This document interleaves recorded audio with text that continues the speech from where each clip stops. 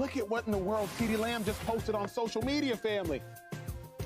Evil Spider-Man onto his Instagram story, effectively communicating to me, based off my interpretation, I'm done playing nice. I'm done ha-haing with y'all Cowboys. It's time for me to get what I deserve. Now, Dave, call us crazy. Viewers at home, call us crazy. But in this day and age, this is how athletes communicate. It is. They communicate on social media. They get their messages across. You got to have an Instagram account. You got to understand memes to figure this stuff out. No doubt about it. So, in all seriousness, this is probably the most chaotic situation of the offseason, involving a $10 billion franchise, the most valuable franchise in all of sports, not just North America. So there's no more important conversation than the one we are about to have. Dave Hellman, you've been covering the Cowboys over a decade. No more valuable mind to have this conversation with. The CeeDee Lamb post.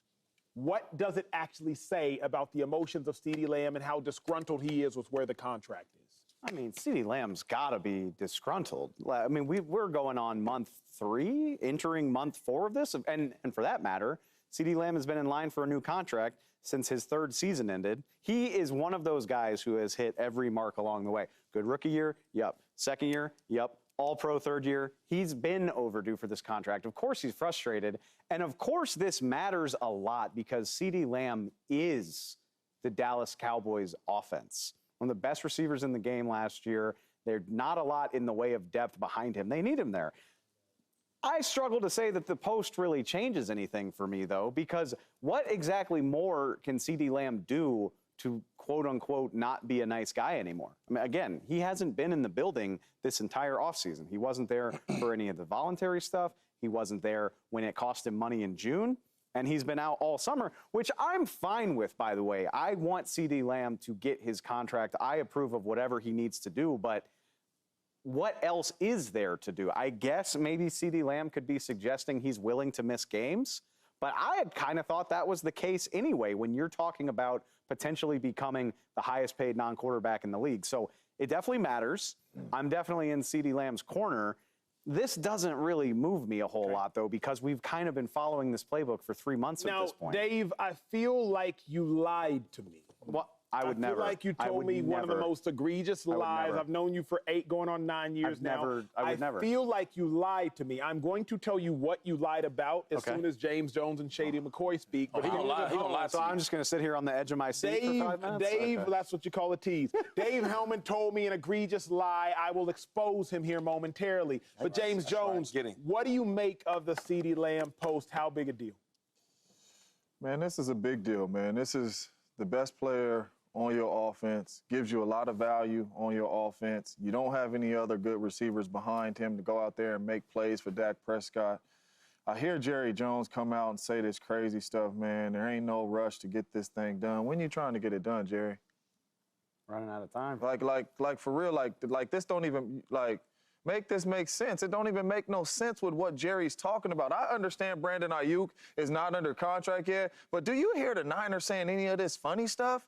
No, you're trying to work with a dude to get a contract done. This is one of the better players on your offense that you cannot go where you are trying to go without CeeDee Lamb. And let's just start with winning a playoff game or getting to an NFC championship. You're not going to get there without CeeDee Lamb, and you playing with this dude, and you really taking it like it's a game. And then this dude, whenever he gets in there, week 1, week 2, week 3, a week from now, he ain't ready to play no football, which means he's going to be set back a week or 2.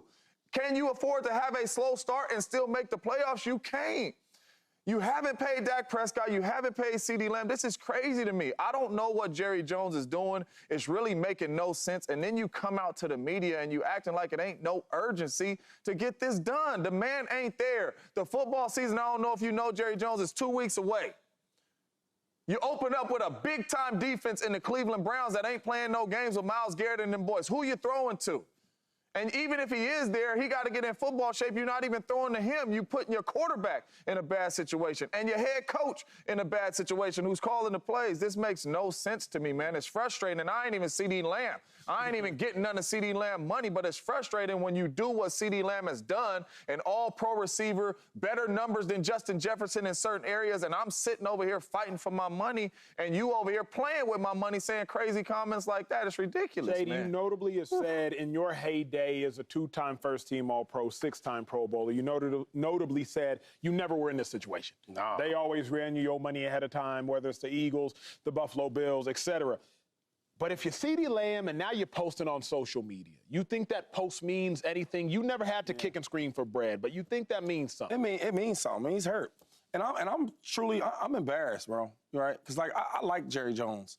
I mean, for the Cowboys, Eagles, I don't really, it's a joke how we, joke about it, but I always like Jerry Jones. And, like, this right here, I'm starting to dislike him, right? You draft this player in the first round, and you hopefully that he's a great player, right? Top of the market type player. Yep. And he is, from rookie year to this year. Day one. This dude led the league in catches, had 1,700 yards receiving yards, and he's all pro. Everything you want me to do, I'm doing. And I can't get my money. Year after year. And the funny thing is, like, when you look at the Cowboys, a lot of talent. But one of the main talented guys on this team is CeeDee Lamb. Look at the offense. We can talk about some of the linemen. We can talk about them. We can talk about the quarterback. None of that stuff happens without CeeDee Lamb. Dak Prescott last year had an MVP-type caliber year. The year before that, I mean, he had the most turnovers in the game, right? And everybody's talking bad about it. CeeDee Lamb, what's he do? He picks him up the next year.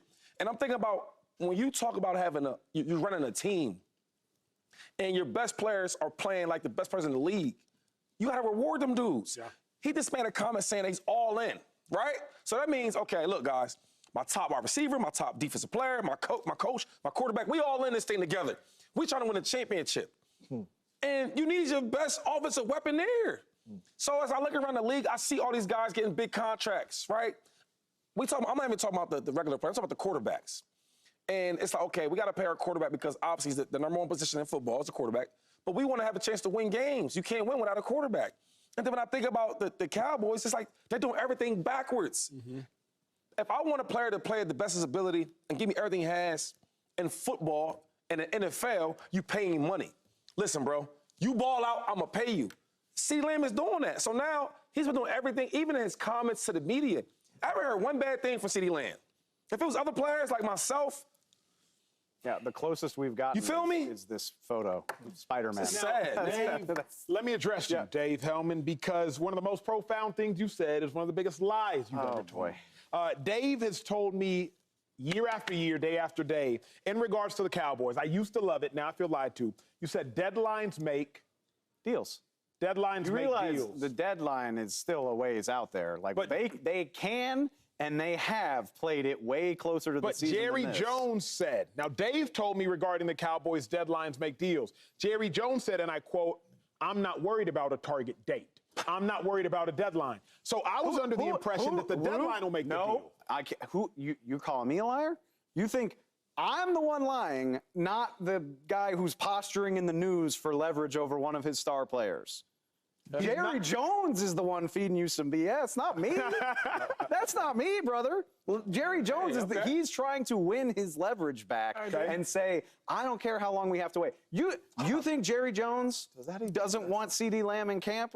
Jerry Jones absolutely wanted CeeDee Lamb there yesterday, just not at the price CeeDee Lamb wants. Which we'll see where that goes. Is there a world, because Jerry has said he's not worried about a target date. If deadlines make deals and Jerry's like, hey, there is no deadline, that means, America, there is no deal. Is Jerry actually concerned with CeeDee Lamb being, is there a world where CeeDee Lamb will not be in the Cowboys uniform week 1 on the sideline? It's hard for me to imagine. After everything we've been through, I can't believe you would say that. I'm lying. Because I'll tell you how this is going to play out. If push comes to shove, the season opener is 20 days. The Cowboys play 20 days from today. September 10th, something like that? Something like that. If he's not there by September 8th, thank you to our wonderful producers. If he's not there by September 2nd, like the week that the game plan starts going in, y'all know how this goes. Like when it's real and you're game planning for the Cleveland Browns and not just the preseason, I think a deal will get done. And I have a lot of track record to back me up. When the Cowboys get backed far enough into the corner where you're either paying CeeDee Lamb the price he wants or you're playing the Cleveland Browns with Brandon Cooks and some dudes at receiver, the deal will get done and it will favor CeeDee Lamb. Like we saw this with Zeke Elliott all through training camp. Jerry Jones, with his own mouth, to me, I was standing there. Tony Pollard had a nice game in Hawaii against the LA Rams, and Jerry Jones said, Zeke who? He did say that. He said, Zeke who? About one of his best players at the time. But 2 weeks later, what happened? Zeke got on his plane from Cabo, he went back to DFW, and he signed a $90 million contract that is still hurting the Cowboys' finances today. And that's exactly what I think will happen with CeeDee Lamb. Do I think it's dumb? Do I think it's stupid and needless that CeeDee Lamb has to fight that hard? Absolutely. But if it gets to the point where we're talking about CeeDee Lamb missing game time as a serious possibility, I think he's going to get his deal. It might take until September 1st, but I still think that's what's going to happen. I brought this up before, Shady. You weren't here. Dave, you weren't here. James, you heard me bring it up. I'm curious in your remarks, and viewers at home, this might be the most intriguing thing that I found. Hopefully you find it equally as intriguing. Jerry Jones made this mistake once, Shady. He made this mistake once, Dave. James, you heard it before. He paid the non-quarterback first. He paid Zeke in 2019. That was a mistake. Dak Prescott was up for a deal. He franchise tagged Dak. Remember, Dak was not a first-round pick, no fifth-year option. Paid Zeke first. That was not the right decision. Fast forward 5 years later, Jerry Jones is in the same predicament. Dak Prescott is up for a contract. CeeDee Lamb is up for a contract. Would Jerry Jones be making the same mistake to the table and to you viewers at home? Would he be making the same mistake to pay CeeDee first after making that mistake just 5 years ago? It's a tough question to answer because it's let's take a minute and zoom out and think about how rare this is. Because we do these contract debates, and it usually follows a very specific formula where a guy's trying to get paid for the first time, he's trying to avoid the tag, he's trying to avoid getting traded to a new city. None of that stuff exists with Dak Prescott. Like, Dak has been paid at the top of the market. He's raked in 8 years worth of endorsements with the Cowboys, the most visible team in the league. So you know he's not hurting for money. He also doesn't have he's got a no tag clause. He's got a no trade clause. Dak Prescott has truly unprecedented leverage. And I honestly wonder, I don't have any inside information. There's no way to know the answer to this question, but you think about the effect that could have on CeeDee Lamb. Maybe the fact that Dak isn't the first one to get paid is holding CeeDee Lamb up. Maybe CeeDee Lamb's saying, yeah, $33.5 million a year is nice, but who's my quarterback starting in 2025? What are we doing there? Maybe that enters into his thoughts and his representation's thoughts. I don't really know the answer. Obviously, I think it's the smarter idea to get your quarterback under contract, but they don't have control over that. Let me ask people who might know the answer. Shady, you were the all-time highest paid in a single season at running back, I think $16 million when you went to the Buffalo Bills. But you notably at the time didn't have a quarterback. They ended up drafting E.J. Manuel. There was Tyrod Taylor. There was Kyle Orton. You notably didn't have a ton of help at wide receiver. There was Sammy Watkins. There was Kelvin Benjamin. I believe y'all acquired him from the Carolina Panthers. You didn't ask necessarily them questions, or at least you didn't care enough about the answers. You cared about your paper. Right. You know why? Because you can't predict the future, right? And you can sign a quarterback and he can get hurt. Anything happen in this game. You got to get your money now. Yep. And it's like, it's all these steps. All right, my rookie year, got to do good, okay? All right, I got to show them that I'm going to be good for the future, okay? Now I'm a starter. Now I'm going to do this. Every year is calculated. And my thing is, he's done everything they asked him and more. And when we talk about, like, the market, we talk about, okay, who should get paid, who should reset the market. If we feel like Justin Jefferson is better, that's okay. That's all right. But they are close enough where I should be able to jump over him. Because when we talk about other positions, and this is why I said the system is broken, we never, ever talked about if Trevor Lawrence is a top 5 or the best quarterback in the game. We never talked about that because we already knew the answer to that. But that didn't stop him from resetting the market. You get what I'm saying? And it's like now we're only worried about one position, and I hate that. Because if you look at the wide receivers, like all these guys matter for their team, right? The Vikings, I don't know much about the Vikings. I know if he didn't have Justin Jefferson, would they be that good? I could tell you for sure. If A.J. Brown's not with the Eagles, we are not the same. And Jalen Hurts is not the same, okay? Should I even go to Tyreek Hill? We seen what Tua looked like without Tyreek Hill. You don't need to. We see what he looked like. So all I'm saying is I don't want to go here and just, bash quarterbacks or bash teams, but you have a superstar wide receiver that's done everything right. And another thing about CeeDee Lamb, because I met CeeDee, he's a great, phenomenal kid. He don't give you no issues off the field, right? When they go to paying a player, they try to find all these ways not to pay you. I've been there, right? I've been there. I'm like, dang, coach, you've been with me for 4 years. Like, you know I'm a good dude, but they're always trying to find ways to save money. But when I look at CeeDee, off the field, no issues. He's a great teammate. He don't say nothing crazy in the media. All he do is work and ball out. So when you ask me, like, is he concerned about other things besides his money? No. His money should be the only thing he's worried about because at the end of the day, we love football on Sundays, right? But that's the sport of it. But we talking about the business part of it. Pay that man his money and stop playing with him, please. And how about this, right? Because we saying, did he make the wrong decision paying Zeke first over Dak, or is he going to be making the wrong decision if he chooses CeeDee over Dak? How about paying both? You drafted them. They balling out. How about paying both? You know what the Packers said? We're going to pay Jordan Love. We ain't got to pay none of our young receivers, but we're going to drop some bread on Josh Jacobs. Eagles said, you know what? We're going to pay Jalen Hurts all this bread. We're going to drop some bread on both of our receivers. And you know what the Lions said? We're going to drop some bread on my man Goff, and we're going to drop $34 million on Amra.